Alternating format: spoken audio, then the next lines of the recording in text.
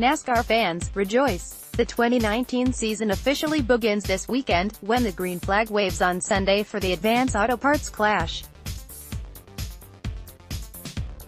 Coverage on Fox Sports 1 begins at noon. 20 drivers are entered in the non-points race that kicks off the most active and grueling race schedule on the planet. The race will be 75 laps with a competition caution at 25 laps. 7 of the 20 drivers entered have won the season opening event in the past, and there are 2 multiple Clash winners in the field. Denny Hamlin and Kevin Harvick have each won it 3 times.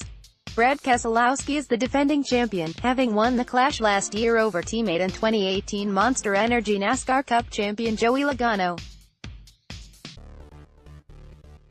Logano is also a past Clash winner, as are Jimmy Johnson and both of the Busch brothers, Kyle and Kurt. Drivers qualify for the Clash in a number of different ways.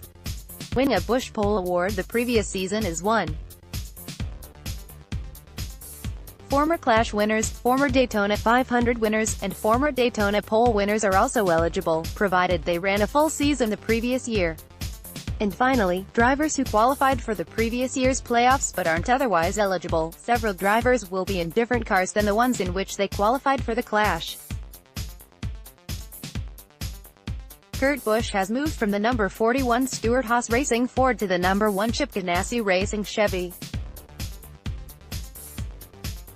The former driver of that car, Jamie McMurray, will be aboard the No. 50 Spire Motorsports Chevrolet. Daniel Suarez takes over Busch's old SHR Ford, while Martin Truex Jr. will be in his old ride, the number 19 Joe Gibbs Racing Toyota.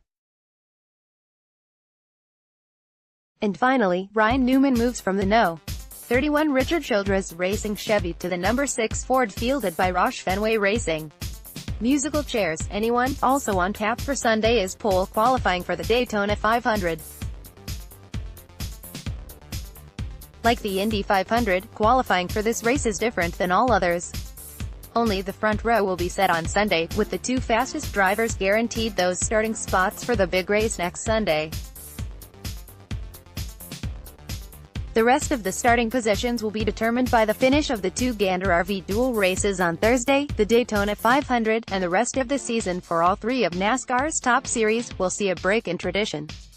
For its entire history, NASCAR hasn't disqualified a winner for rules infractions, cheating, in plain language. The last 2 seasons saw encumbered wins, where the offending team was stripped of points and playoff qualification, but the wine stood. Beginning in 2019, disqualification is now on the table for serious rule infractions.